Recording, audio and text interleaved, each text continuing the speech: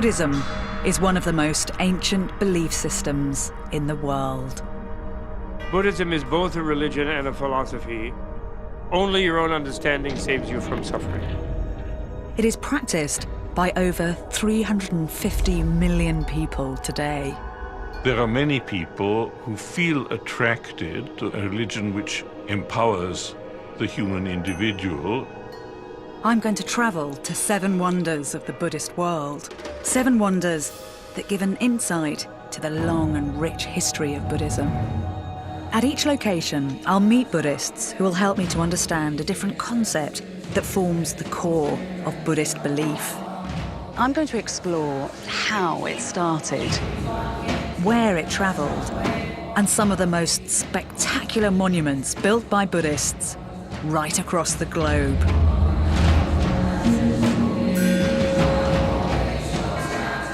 And to try to get to the bottom of the attraction of this philosophy for mankind for close on 2,500 years. Buddhism's numbers grow year on year, and I'll be uncovering why, as I experience 7 modern and ancient wonders of the Buddhist world.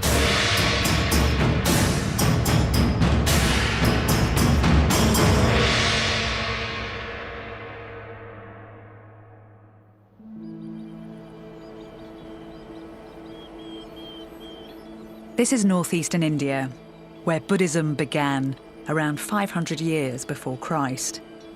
Millions of pilgrims come to this country and to the sacred city of Bodh Gaya to visit the place where a young Indian prince underwent a life-changing personal transformation and came to be known as the Buddha.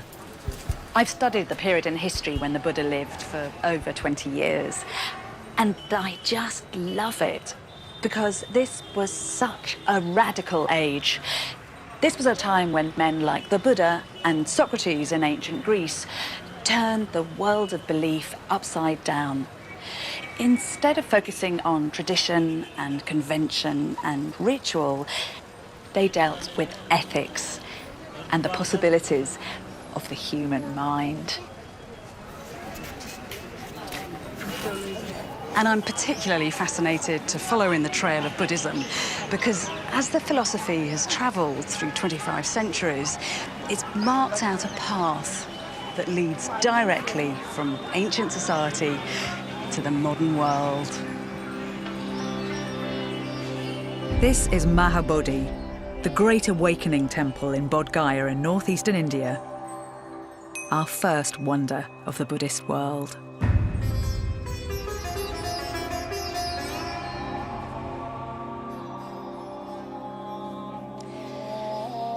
The reason Bodh Gaya is here at all is because 2.5 millennia ago, one man had an internal, personal revelation while he sat underneath a peepul tree. It's a very quiet, simple beginning to end up with all of this.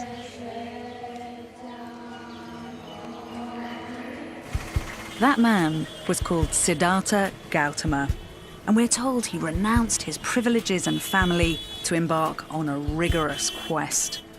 A journey to understand the inherent challenges of the human condition, sparked by the suffering, sorrow, and deprivation that he saw all around him. It was a long and difficult journey. Siddhartha renounced the comforts of the material world.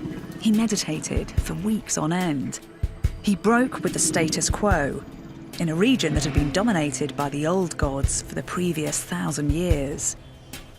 Finally, he achieved nirvana, what we loosely translate as enlightenment, and became known as the Buddha, or the Enlightened One. The Buddha, according to Buddhist scriptures, made his way to this spot and determined not to move until he found an answer to the world's suffering. So it was here, on one warm spring evening, 2,500 years ago, that the Buddha came to sit. We're told that all night he was tormented by demons. But then, as the sun began to rise in the east, he found enlightenment.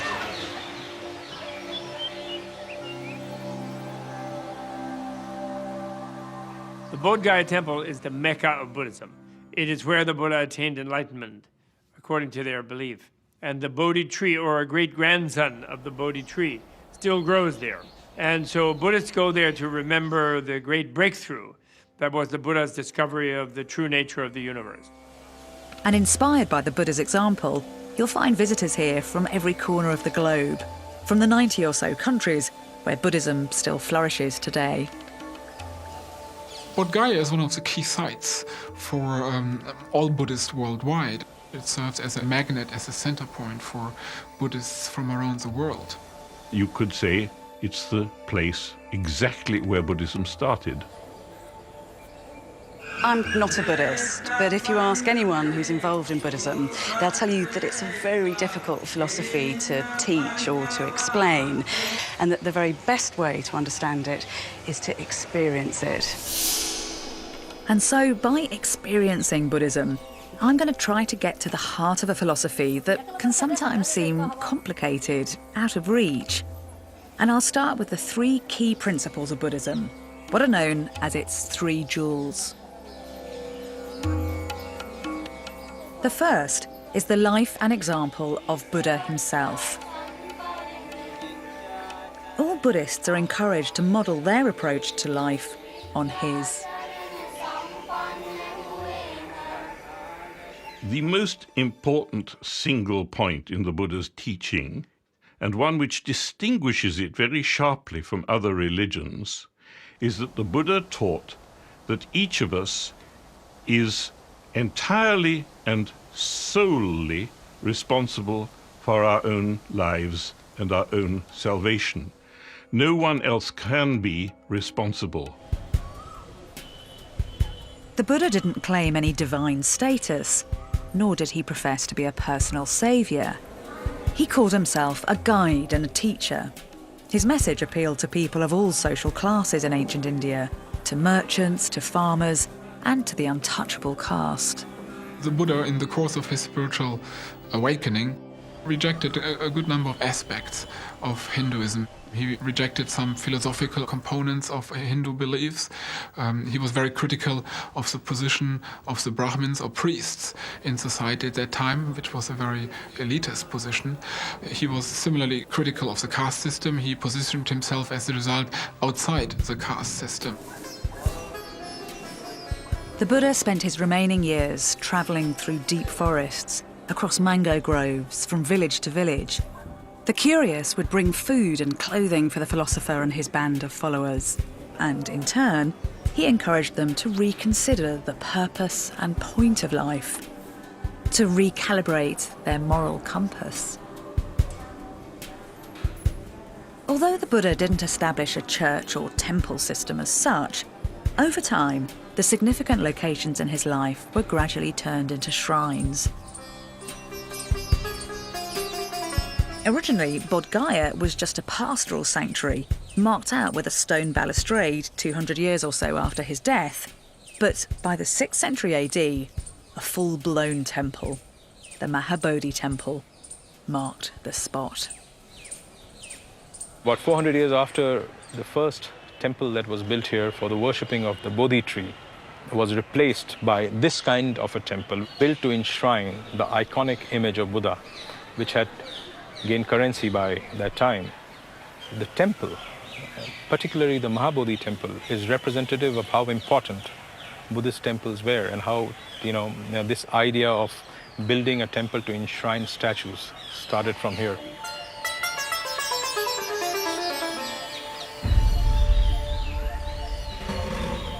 As Buddhism's travelled through the centuries, perhaps inevitably it's taken on more the aspect of a religion with temples and pilgrims and a religious hierarchy. You could be forgiven for mistaking Buddhism as one of the great God-driven faiths of the world, but there is a key difference. By putting such an emphasis on a system of personal morality and breaking with the conventions and traditions and rituals of the past, in many ways, the Buddha was one of those men who gave us the modern world. And although he never denied that there were gods, he simply said, You don't have to rely on the gods to make everything okay. According to Buddhist sources, having seeded a radical new world view, the Buddha died at the age of 84. His body was cremated, but his bones remained unburned. They were distributed amongst the various tribes, rulers and kingdoms who are now starting to follow the Buddhist way and who honoured its founder by building monuments or stupas over his remains. In Kathmandu, the capital city of Nepal, stands the Bodhanath Stupa, our second wonder of the Buddhist world.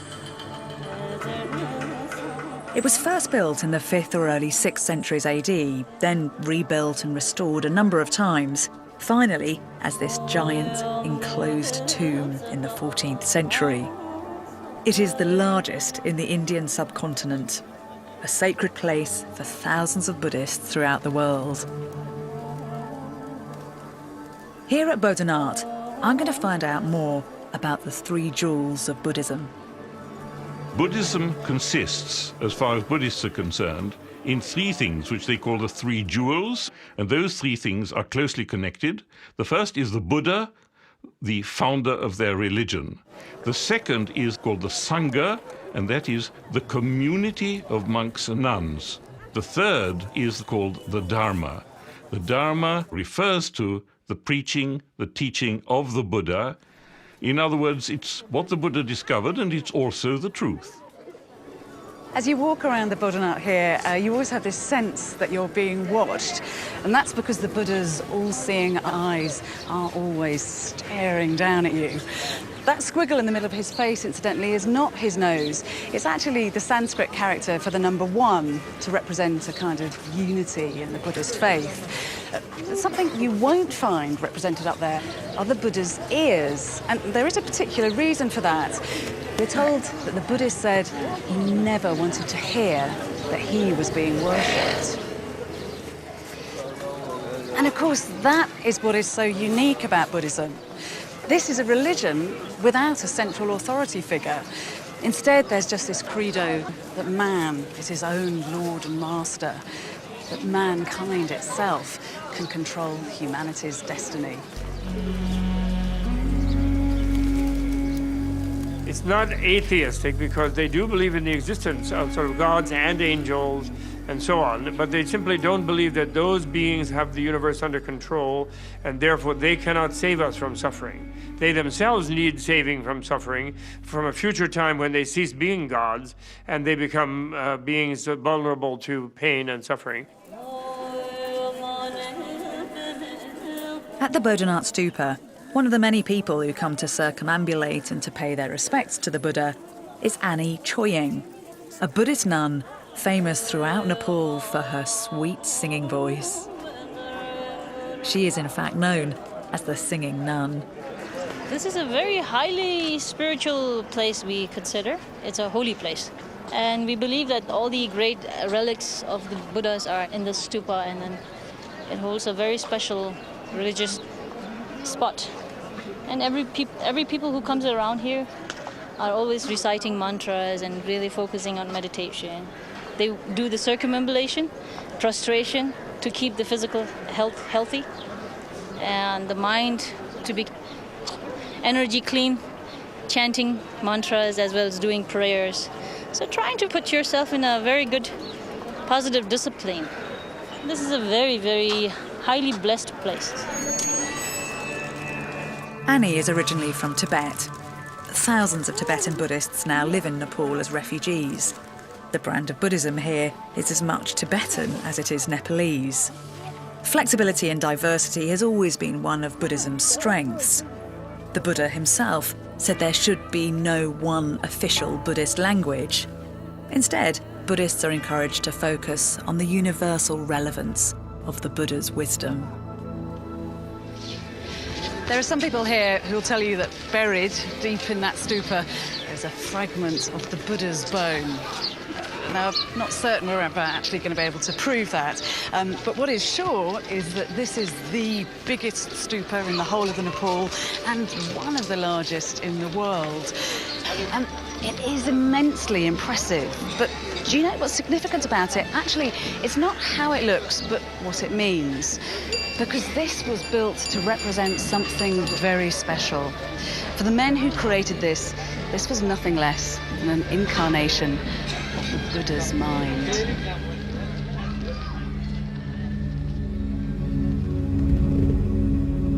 The symbolism of stupa is very interesting because it takes the elements of earth, water, fire, wind, and space, different shapes that represent those, and they put them in a kind of ideal aesthetic form. And so the idea is that the Buddha's mind is the awareness that the universe is the ideal environment for a human being to achieve freedom from suffering. Around the Buddha gathered men who shared with him a common vision and goal. Gradually, this group came to be a formalised community, a body that took its name from the old aristocratic councils of the day, the Sangha. The Buddhist Sangha became a monastic tradition, comprising ordained monks and nuns, and it's one of the 3 jewels of Buddhism.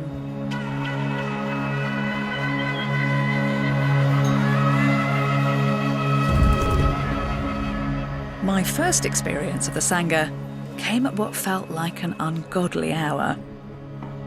At Bodhanath every morning, just after dawn, monks of all ages gathered to perform the first of many rituals of the day. The Sangha is one of the oldest, continuously active spiritual organisations in the world.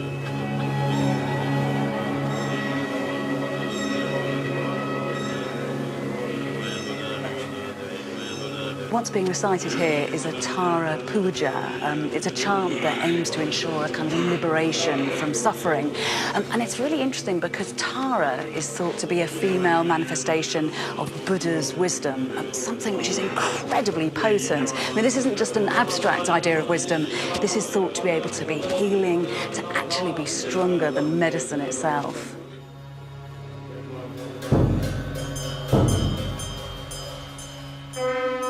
The Sangha includes women and was set up to allow those who wish to practice Buddha's teachings a disciplined environment and maximum time to focus on the philosopher's ideas, free from the responsibilities and distractions of a domestic or conventional lifestyle.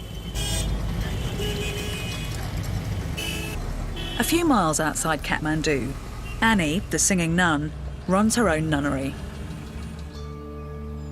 It's a refuge for girls, many as young as 10, the age both sexes can embark on the life of a Buddhist novice.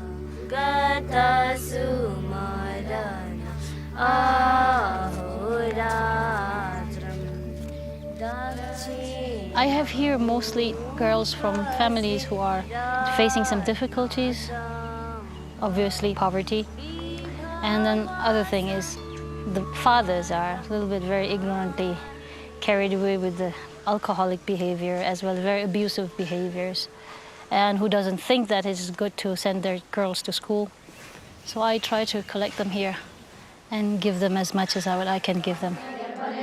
Controversial for its time was the inclusion of women among the ranks of the Sangha.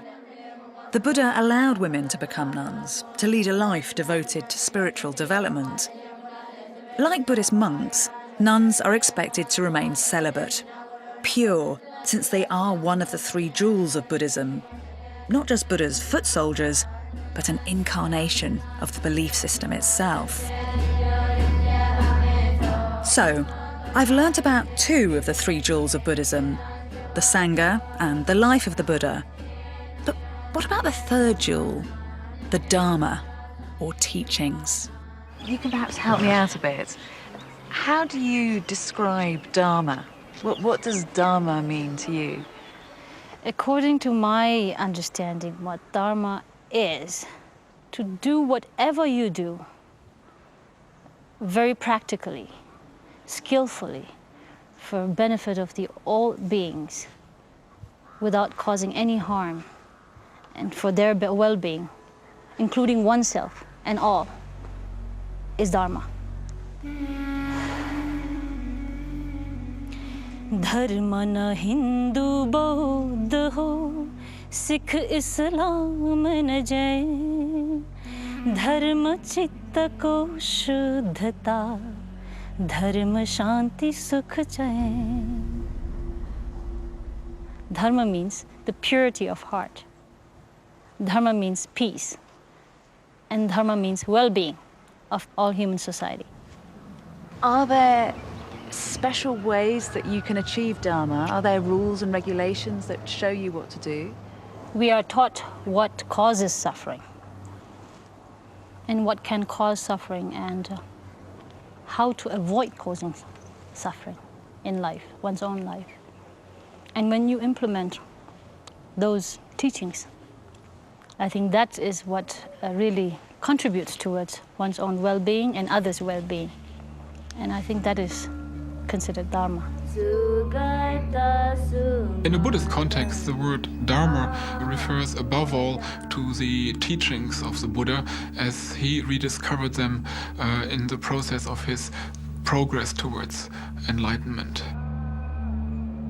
The reality of the Dharma, which holds you free from suffering, is what they take the root of the word dharma, which means to hold, and the Buddha said dharma holds a being free from suffering.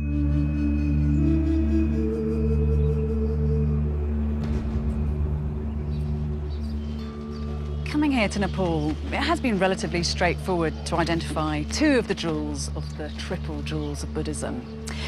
The Buddha himself, both ideas about him and his image are absolutely everywhere, as is the Sangha. Here in Kathmandu, there are monks and nuns at every street corner. But what has been harder to pin down is the Dharma itself, the belief system, the philosophy, the religion, whatever you want to call it, of Buddhism. Maybe it's unrealistic of me to expect there to be one single definition for such a broad concept.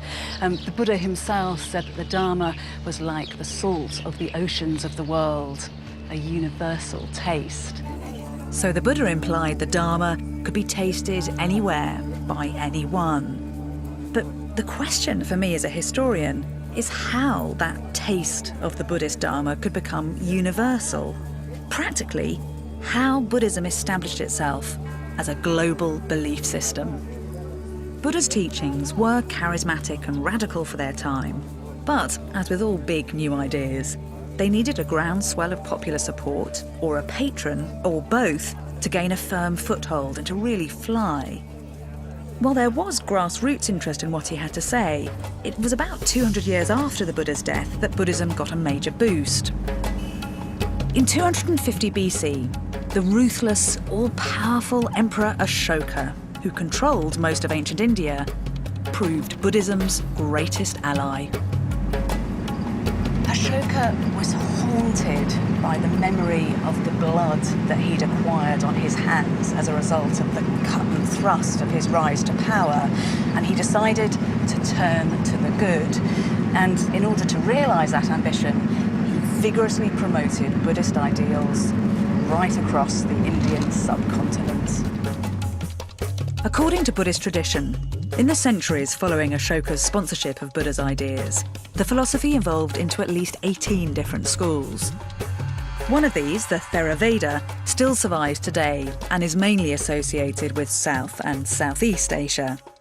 Another came to be called the Mahayana, the Great Vehicle or Way, now most often found in North and East Asia. Ashoka, by embracing Buddhism, put a particular emphasis on the consequences of his actions, on what he thought and how he lived in the world, on his karma. Karma is a word well known in the West today. It has its roots in early Indian belief systems, but the value of karma became a fundamentally important Buddhist concept, and one that I'm going to explore at the Temple of the Tooth in Kandy, Sri Lanka, our next wonder of the Buddhist world.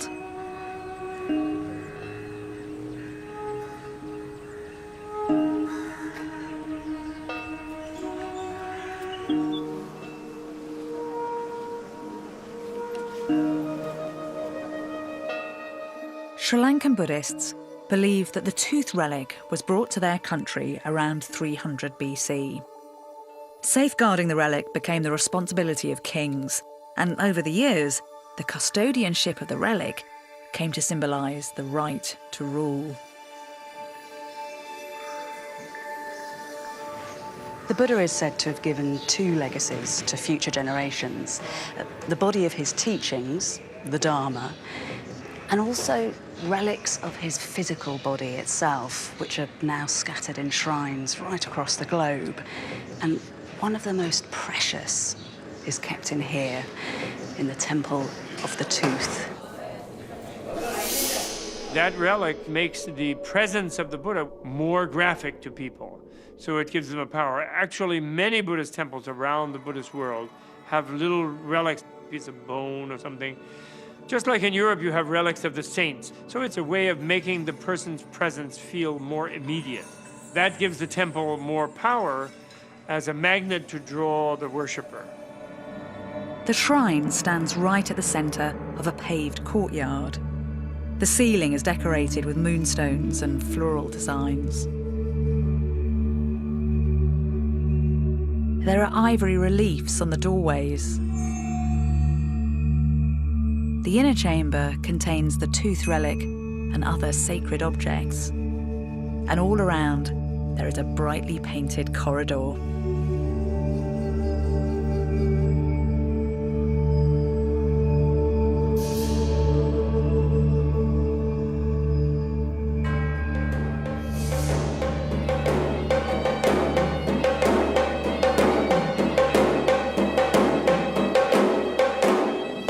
Monks conduct daily worship in the inner chamber of the temple.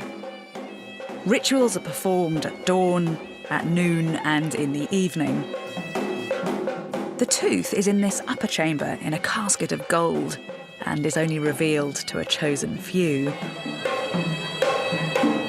The sacred relic is symbolically bathed with a herbal preparation made from scented water and fragrant flowers. This holy water is believed to contain healing properties and is distributed among those present. Once a week, mothers gather at the temple with their babies. All these little babies are waiting to be taken in to be blessed by the priest so that they have Buddha's power with them for the rest of their lives. They're given a little white piece of string to wrap around their wrist, which shows that the Buddha is with them from now until they die. And it's thought incredibly important that they get the Buddha's blessing right at this early stage, because everything that they do from now on, all their intentional actions, what they think, what they say, and what they do, their karma will affect how they are then reborn in the next life. Karma is one of the main concepts of Buddhism. It's a belief that any of our intentional actions, both thought and deed, will be mirrored by something similar happening to us in the future. So if you harm someone, someone will harm you. This principle of cause and effect can bring consequences that are either good or bad, depending on what it is that you've done. Because Buddhists believe we have many lives, this good and bad karma can generate consequences both throughout this life and long into the next. Karma is what you do. The word literally means deed or action. But the Buddha said that all karma that matters is what is morally good or morally bad. And you decide what to do. Now, we must remember that for Buddhists, your life goes on beyond what we normally think of as this life. In fact, you are reborn an infinite number of times until you manage to bring that to an end. Buddhists use a metaphor to help explain what karma is. They say that if you sow thistle seed, then you can't expect apple trees to grow. And that is very clear. It's a basic principle of cause and effect. And as a historian, I know that that principle has real validity. We are all affected by our past, and our past and our present together informs our future. So when the Buddha said that we should be mindful of our intentional actions, of our karma, and that our highest authority is our conscience, then he was making real sense. And he was also clarifying something about what it is to be human.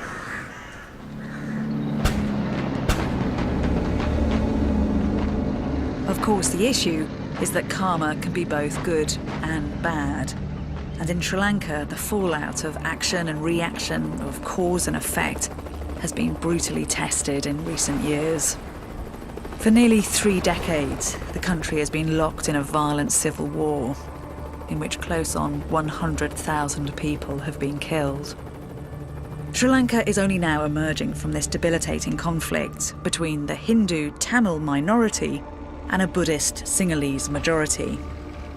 The Temple of the Tooth was badly hit and partially destroyed during the war. It's now been fully restored.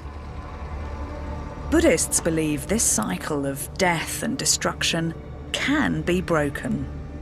They assert that by following a certain path, it's possible to break out of a continuous round of life and death and rebirth, which in Buddhism has a name: samsara. And samsara is the concept I'm going to investigate now, as I move to the next wonder of the Buddhist world.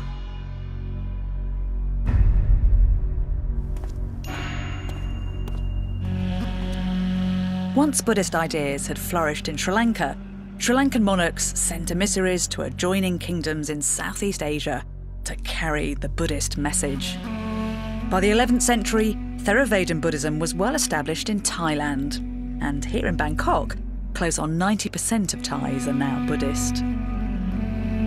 The reason that Buddhism has thrived so vigorously and tenaciously here is because right from its very outset, it's had the support of Thai kings. A king here can aspire to be a Buddha himself. And there was one king who was actually a monk for 25 years before he came to the throne.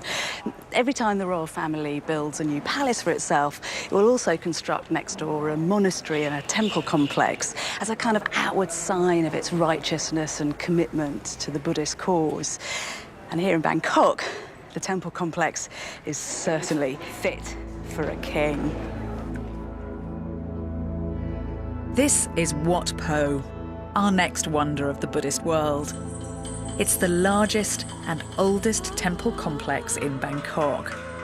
It's home to more than 1,000 Buddha images.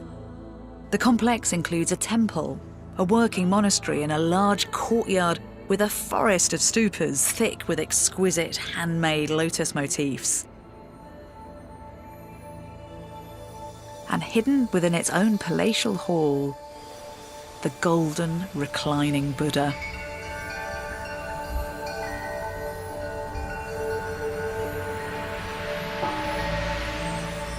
The gold Buddha is 141 feet long and 49 feet high.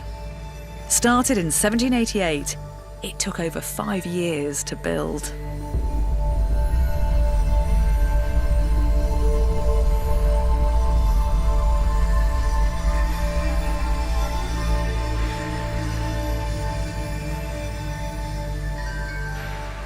This is one of the most stunning, gobsmacking works of monumental art I've ever seen. I have to say, I love its audacity. I love the fact that it says, look at me, look at what mankind can do when he manipulates raw materials to create a thing of beauty. Because here there are thousands of fragments of mother of pearl used and 153 plates of gold. But what it doesn't seem to me to say is that this is an incarnation of the middle path, that essential Buddhist notion that extremes and excesses should be avoided at all costs. Because there's no doubt that this is a thing of opulence. It's enormous, it's gorgeous, and it's very sensuous. In history of Thailand, there are a lot of large-scale reclining Buddhas built all over central part of Thailand. Because to build reclining Buddha, it's not a very easy process. Because most of the reclining Buddha is not made from casting. It's made from bricks, plaster, or cement. It's considered a very respectful image. So it must be decorated with very valuable materials. And of course, the most valuable materials for decorating the image of the Lord Buddha should be gold. Gold in Buddhism symbolizes the sun or fire. The most valuable of metals, it's accorded a sacred status through its association with Surya, the sun god of the Hindu pantheon. For Buddhists in Thailand and other South Asian countries, gold is an element that signifies homage. A gift of gold is the ultimate demonstration of one's piety. The meritorious act of putting gold leaf on the surface of the Buddha's skin is to commemorate the living Buddha, who had a kind of golden-like aura and radiance, they believe. But gold and its association with wealth and might is also the way the Thai monarchs have used a showy form of piety to forge a strong relationship between Buddha's ideas and the power of the state. It was King Rama III who had the statue of the reclining Buddha opulently restored at the height of his reign in the mid-19th century. It's called the lion pose. It says he lay there in the lion pose as he was preparing to die. It's described that he lay down on his right side and he rested his head on his right hand. There's a reason that this Buddha has got such a serene smile. It's because he's achieved enlightenment, nirvana. It means that he's escaped what Buddhists call samsara, an endless cycle of life, of birth and death, of passion and desire and delusion that can only lead to pain and suffering. Samsara effectively constitutes a cycle of birth and rebirth. And as long as we are in samsara, we are reborn innumerable times, moving from one existence to the next. We can be reborn as a human being, as a divinity, or you can be reborn as an animal, etc. Tell me what you think samsara is. For me, it's not just the physical picture of, the circle of being born and aging and dying. For me, it has something to do with the state of mind as well. That you have to deal with your bad emotions. You have problems, you feel suffering, feel frustrated.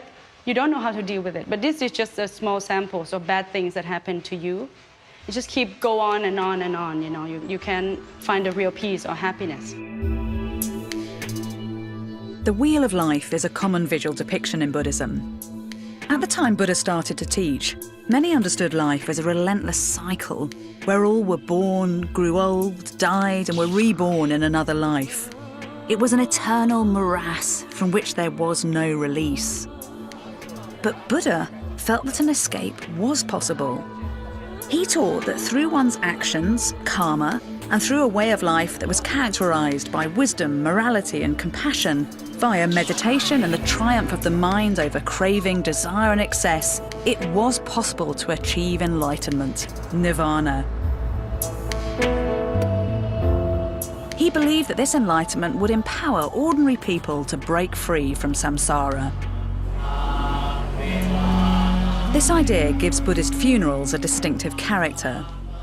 Those present mourn their loss, but also hope that thanks to their beloved's good karma, the dead are at least one step closer to enlightenment, that they have the chance of a rebirth as a better being who one day can escape samsara. What goes round comes around, that's what I believe. This body is just like a house that we rent for a while. After we die, we have to find a new place to live. It's impermanent, it's just temporary. So good Buddhists believe that we should do our best in this life to guarantee the better place after we die.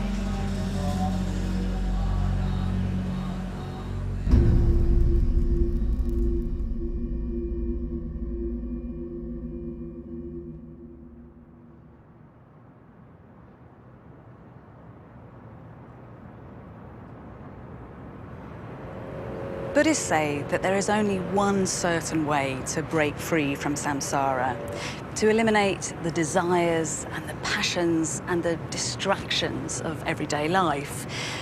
Now, of course, that is very easy to say, and it's very hard to do. So, over the centuries, Buddhists have employed specific, rigorous methods to break free from all of this, from the troubles and the temptations of the real world, and to set themselves on the path to enlightenment, to nirvana. And that is the truly radical thing about the Buddha's example. His belief that each and every one of us has the capacity to achieve liberation, to achieve our own enlightenment. It took the Buddha years to arrive at this radical belief. Ideas he developed through his own personal experience, in particular, an intense form of meditation. And it is Buddhist meditation that I'm now going to experience in our next wonder of the Buddhist world. Buddhism continued to spread throughout the medieval period. Come the 13th century, and Buddhism was flourishing in the Khmer Kingdom, modern-day Cambodia. The temple complexes here at Angkor are our fifth wonder. Angkor Wat began life as the sacred palace complex of a Khmer emperor who, in fact, favoured Hinduism over Buddhist ideas. These aren't just buildings, but have a grand ambition. The whole complex is said to be a symbolic representation of Hindu cosmology.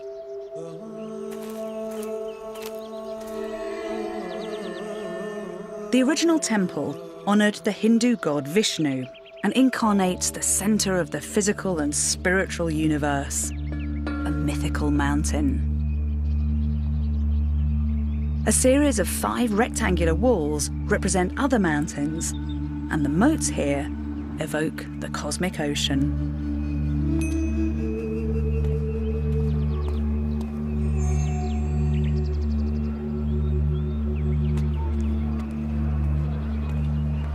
This place reeks of a combination of earthly and divine power, and of the close-knit relationship between gods and kings. And of course it was a belief in that relationship that inspired the creation of this complex in the first place. But for some people, it was just too exclusive, too strictly hierarchical. And Buddhism offered a solution. It was the Khmer Emperor Jayavarman VII who converted to Buddhism, and his regime marked a clear dividing line with the old Hindu past. Before 1200, art in the temples mostly portrayed scenes from the Hindu pantheon. After his conversion, Buddhist scenes begin to appear as standard motifs. During his reign, there was a focus on building libraries, monastic dwellings, public works, and more earthly projects accessible to the common people. So history in Cambodia takes a humanist turn.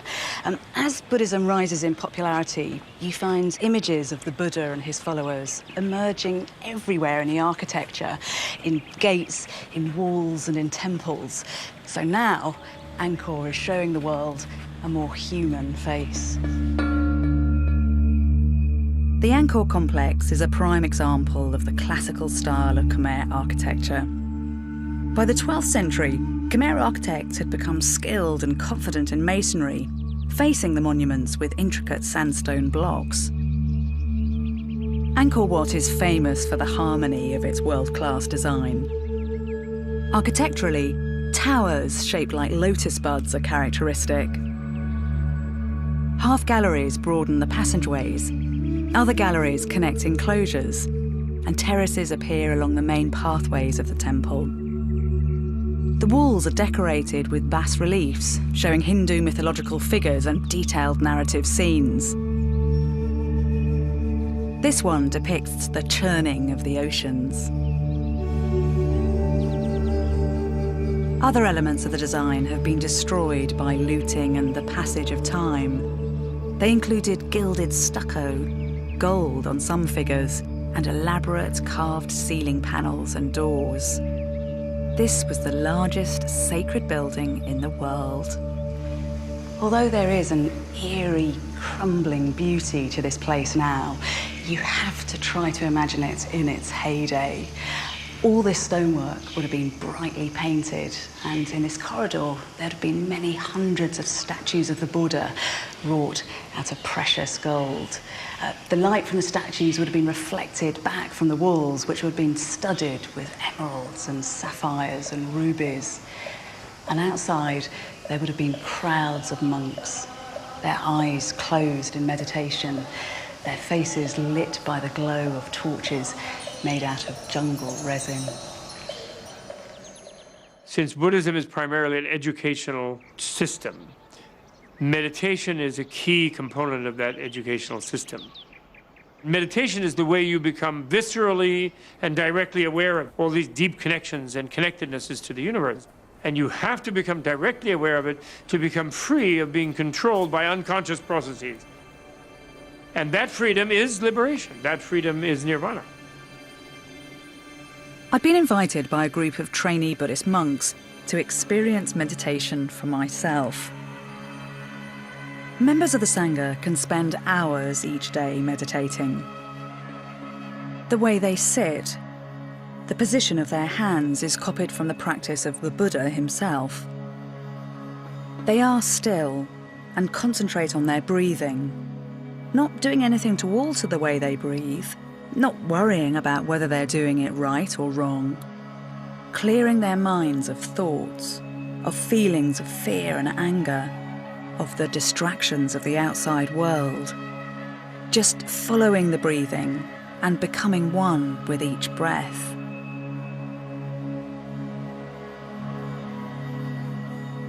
I can't say I've managed to completely block out the sound of the world going on. And it feels hard to stay this still for so long. But if someone were to ask me if I had any anger in my head or my heart right now, I would have to say there is none.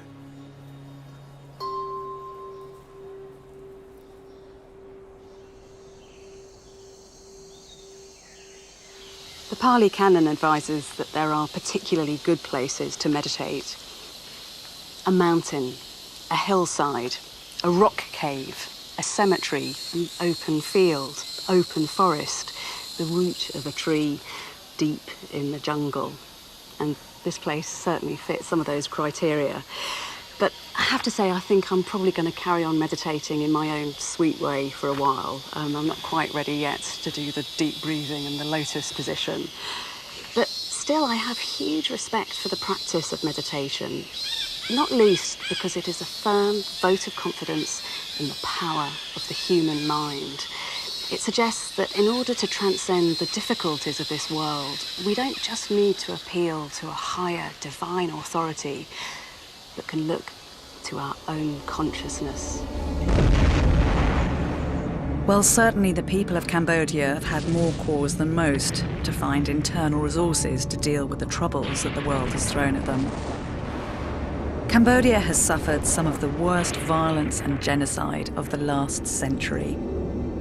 Between 1968 and 1976, over 3 million Cambodians were killed in the war that engulfed Vietnam and other countries of Southeast Asia. This was then followed by the terror and genocide unleashed by the Khmer Rouge, a communist movement that ruled Cambodia for 4 years. The Khmer Rouge dealt particularly viciously with Buddhism.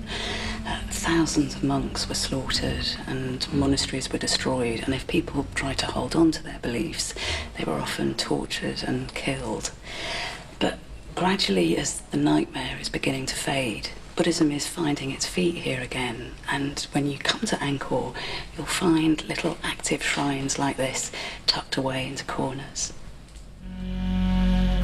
In Cambodia, Buddhism is slowly reasserting itself.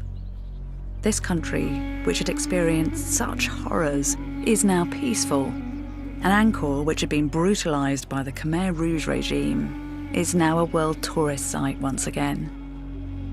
It's been very moving coming here to Cambodia because this place has been the home to the most dramatic twists and turns in the fortunes of Buddhism.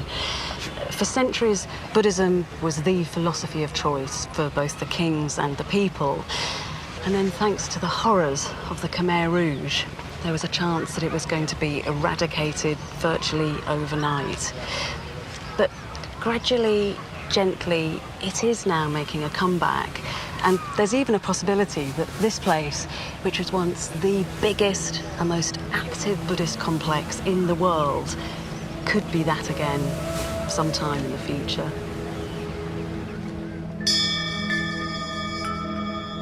While in Cambodia, Buddhism is emerging out of the darkness of the Khmer Rouge regime, Buddhism in mainland China and here in Hong Kong is also reasserting itself, an ancient tradition reappearing in modern society. Buddhism is on the rise once again, partly perhaps because its positive attitude feels well suited to an emerging superpower. Particularly popular is the Zen form of Buddhism. Little surprise given that Zen, although now typically associated with Japan, started off life in China. And I'm going to explore Zen in one of the places in the world where it is most vigorous: Hong Kong. Our sixth wonder is the giant Buddha that overlooks this great Asian city. This mammoth bronze statue was completed in 1993. It symbolises the relationship between man and nature, people and religion. Well, the building of the giant Buddha in Hong Kong was a reassertion of an old Buddhist tradition of constructing massive Buddhist images. And the monks who initiated the project in Hong Kong had visited Japan, and they'd visited various sites in mainland China and seen medieval massive images of Buddhas. And this was something they were trying to recreate in Lantau. It's the only statue of Buddha to face north towards Beijing, and is named Jiantan, after the Temple of Heaven in that city. When Buddhism first starts out, it seems that people actively choose not to represent the Buddha figuratively. But then, as the philosophy passes through regions like Afghanistan, which had a really strong Greek influence thanks to the invasion of Alexander the Great, it becomes the done thing to represent the Buddha in human form.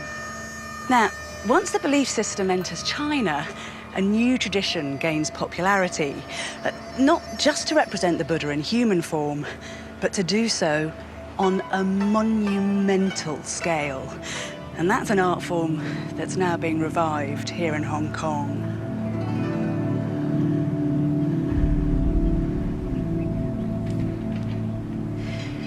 Everything about this statue means something. The Buddha is sitting in a lotus position, which shows that he was like the beauty of a lotus flower emerging from the muddy waters of a pond. His face is that beautiful round shape, which is supposed to be a reflection of the perfection of the moon. And his head is domed, which tells us just how wise he is. His hands are interesting because the right hand is raised in a gesture of blessing. This is the Buddha's vow that he will release the entire world from its suffering. And on his chest, he's got that so-called swastika symbol. Now, of course, the swastika was unfortunately appropriated by the Nazis, even though they got it the wrong way round. But what it actually means is the power of the universe. So this tells us that the Buddha's compassion and wisdom is available to all.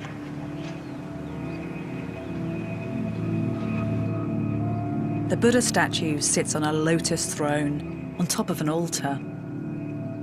It's surrounded by 6 smaller bronze statues.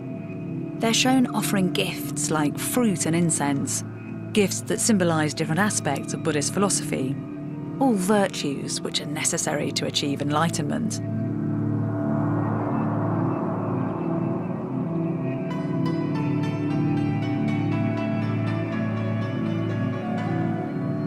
The giant Buddha is part of the Po Lin monastery and temple complex, set up nearly 100 years ago by 3 Zen masters.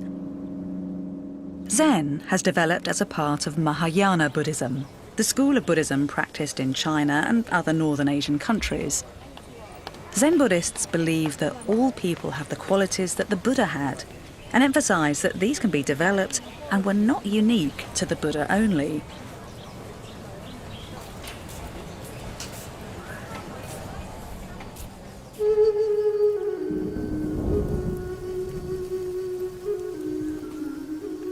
The aim of Zen is to discover this quality within each person through meditation and practice of the Buddha's teachings. The ultimate goal is to become a completely enlightened Buddha. Meditation has always been central to Buddhism, but here in China, a new brand of meditation was born. It took its name from a Sanskrit word, dhyana, which is actually very hard to translate, but means a kind of alert, productive state of mind. In China, it was called Chan, and when it travels to Japan, it becomes Zen. It's a school of Buddhism which lays enormous emphasis on certain kinds of meditative practice. What you try to do is purely to empty your mind. It has a sort of ideology that rational thought is not going to get you to enlightenment or nirvana.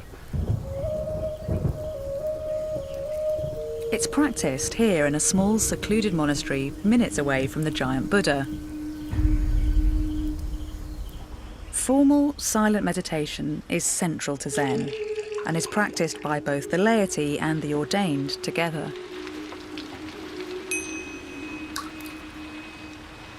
Some people find the concept of Zen quite difficult to grasp. So how would you define it? So Zen means we never separate our life and our practice. Zen is like 24 hours when you are standing, sitting, walking, lying down. So never separate. You know, our everyday life and our practice cannot separate. It's not two things. Zen also means inside, you know, our mind, and outside the object. Inside, outside, boom, become one. That's Zen.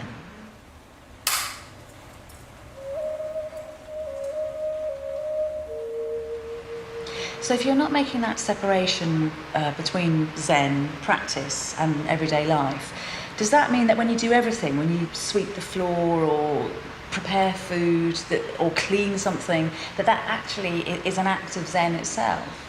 Zen means what are you doing now, you know? So somebody might get enlightenment while they're eating meal, washing bowl. All these we design to help people to be in the moment. And maybe at that moment your mind become clear and your life become clear.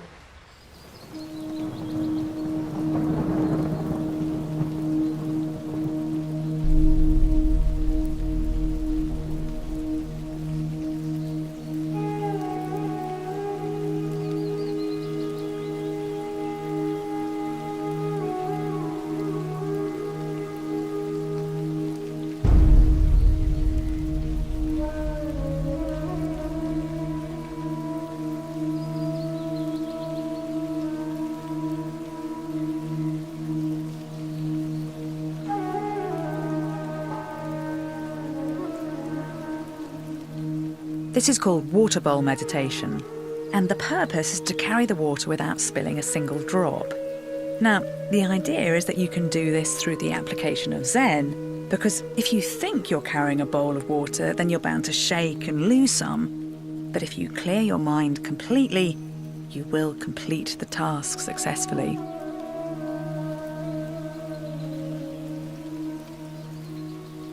In the West, a lot of people have heard of Zen. It is something that's quite popular. Do you think that's partly because people's lives are so demanding and Zen offers a kind of a way out from that? I think not only the West are very busy, now Asia is more busy. It's true. It's true. It's very money orientated. Everybody worry about the living. So it's very important our mind know how to relax and to be living at this moment and to keep clear. So if you can live in this present, even there's some problem up here, it's okay. You know, you have this clear mind and you are not agitated. I think these are very important practice for everybody.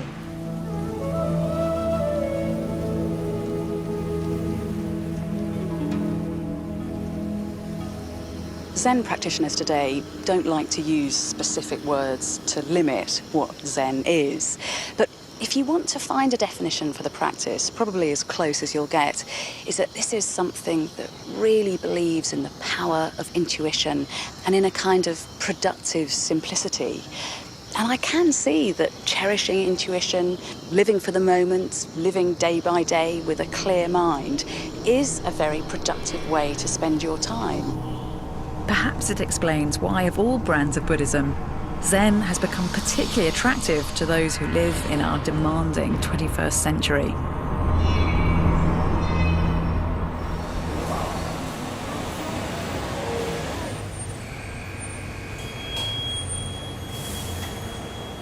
Zen, and its ancestor Chan, is a very practical form of Buddhist wisdom.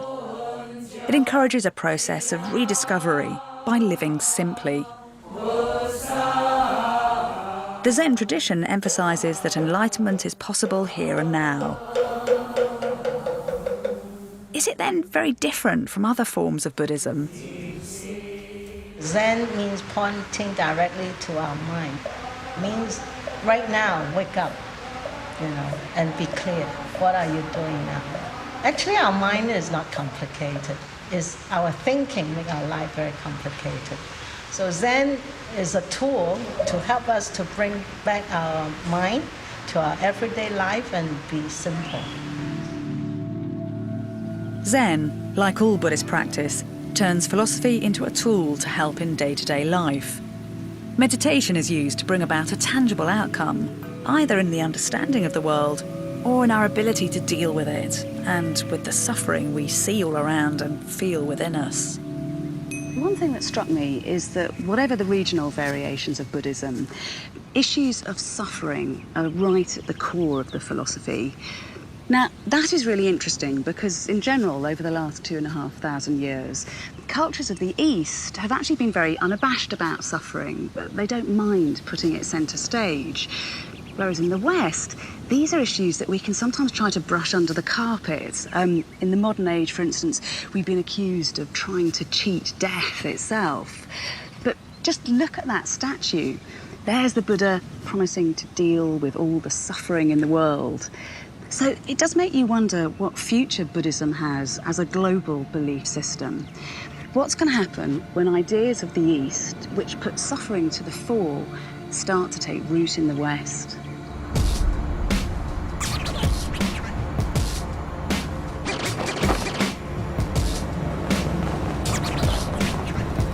Buddhist ideas and philosophy have become increasingly popular in the fast-paced and highly competitive world of California. New Age concepts, mixed with the counterculture of the hippies in the 1970s, have made words like karma and nirvana commonplace. Buddhism offered a spiritual life and an emphasis on morality without being too authoritarian. Buddhism initially spread into the West, and especially the west coast of the United States, in the 19th century, thanks to Japanese and Chinese labourers brought in to work on the railways. In Los Angeles, the first Buddhist temples were set up at the turn of the century. Today, the city is home to one of the largest Buddhist temples in the West. Shei Lai Temple at Hacienda Heights, our seventh wonder of the Buddhist world.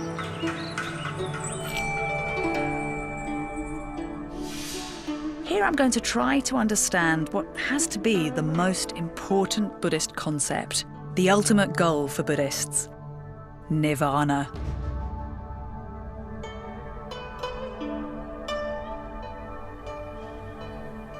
The planning and construction of the temple in the 1980s was met with suspicion and resistance from local communities. The building of the temple at its current location survived 6 public hearings and 165 explanatory sessions. Finally, in 1985, the temple was granted a building permit, and it was completed in 1988. I'll tell you what, there is definitely a wealth of here, and that is Buddhas. I've never seen so many. There must be, what, 10,000 or something at least on these walls? There are over 10,000 Buddhas right here, big and small. And if you look at all the Buddhas, you may find some names there. It's a Chinese practice that people make an offering, and then to have the name of the family there is their Buddha. Ah, okay. And it's also a form of supporting the temple. And they come in and they say, I have a Buddha in there. It's like the connection between the Buddha outside and the Buddha inside them. One of the American Buddhists who come to the temple is Mario C. He became a Buddhist 6 years ago. There are some who'd say that the attraction of Buddhism for many Americans is that it's pleasingly mystical, it comes from the East, but at the same time it ties in with a kind of anything goes materialist lifestyle. How do you speak to that? I don't mean any disrespect by this, but I have some friends who use Buddhism and Eastern religion, Eastern philosophy, and they sort of mix it up with New Age. And that's okay. If it works for them, that's fine. But my concern is that it is that sort of anything goes. You know, it's a free market in spirituality, so whatever I'm saying or thinking today is fine. Because we have these core teachings in Buddhism, it keeps us in check. So we don't sort of go into anything that if it feels good, it's okay. We're really trying to avoid that. This Buddhism gave me a discipline without the necessity of a God to reward me or punish me. There has been a tenfold increase in the number of Buddhists in Europe and America over the last 40 years. Most observers put the figure at between 2 to 3 million practicing Buddhists in America, with the number of Buddhist sympathisers estimated at over 10 million. The Shailai Temple is one example of the modern expansionism of Buddhism.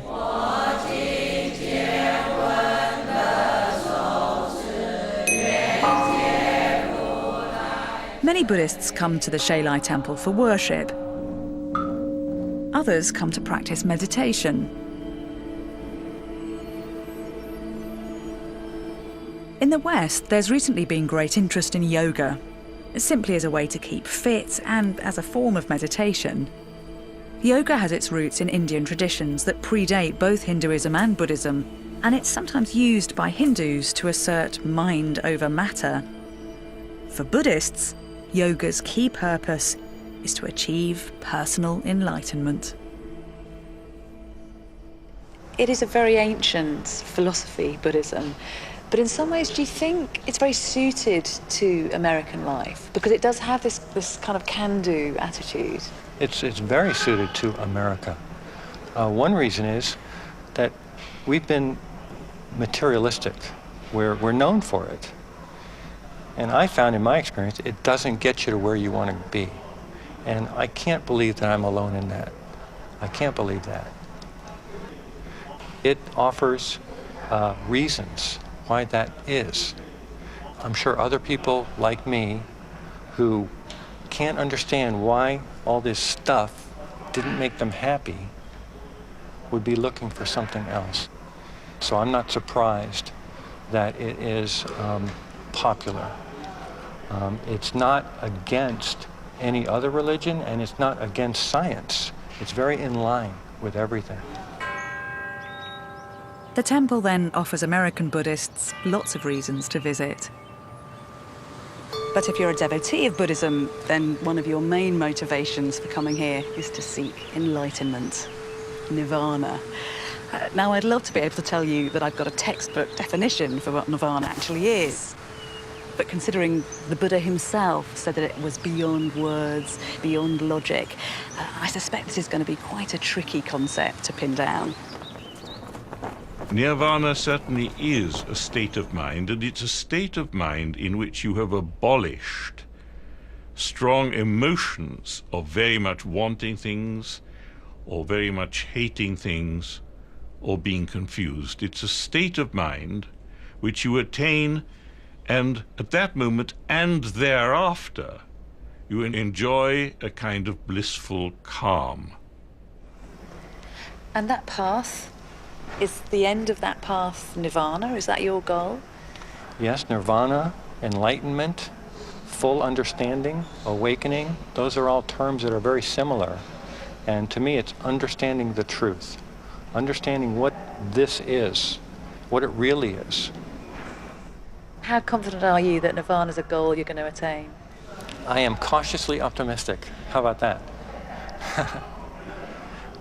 There are people that say that it's very possible. And these are people that are very smart people. and I'm following their advice, and I think it can be done. I think it can be done. Like so much in Buddhism, nirvana clearly has to be experienced, not explained. But for Buddhists, the journey to get there, the path you take, seems to be as important as the arriving. Buddhists will tell you that nirvana has no fixed point in time or space. And that's actually a little ironic, because one of the few accepted fixtures of the Buddhist story is where the Buddha himself found enlightenment. We're told that that took place in northern India under the spreading branches of a peepul tree. Which is where my quest had started, at Bodh Gaya, at this spot where it said Buddhist philosophy really began 2,500 years ago. In this journey, I've explored key facets of Buddhist belief and got a little closer to understanding something vital about the core of Buddhist philosophy, the Dharma. The Dharma is simply the way the world is, and we can all best live our lives if we follow a path that allows us to deal with the world as passionately, as compassionately, as positively, and as wisely as possible. Now, whatever the permutations and interpretations of Buddhism, that seems to me to be pretty simple and pretty enlightened. I've learnt about karma, how mindful actions impact on our lives, about samsara, the cycle of life, birth and death, about meditation, about Zen, and the final goal for all Buddhists, nirvana. I've seen some of the most beautiful architecture inspired by Buddhist ideas, and how after 25 centuries, Buddhism still attracts millions across the globe. A philosophy that is rooted in its ancient past and yet gives character to the modern world. How Buddhism places the responsibility to realise the truth on all of us. As Buddhism travelled, it transformed the cultures it came into contact with, just as it too was transformed. You wonder if the Buddha could ever possibly have imagined the impact that his ideas would have on human history, particularly given the one thing he was certain about was that impermanence and change were the only things that were definite in this world. Just listen to this, it's one of his most poetic epithets. So shall you think of all this fleeting world, a star at dawn, a bubble in a stream, a flash of lightning in a summer cloud, a flickering lamp, a phantom, and a dream. Well, the Buddha's dreams of 2,500 years ago are still with us. And they've been made incarnate in one of the most tenacious belief systems of all time, and in some of the most iconic and beautiful monuments in the world.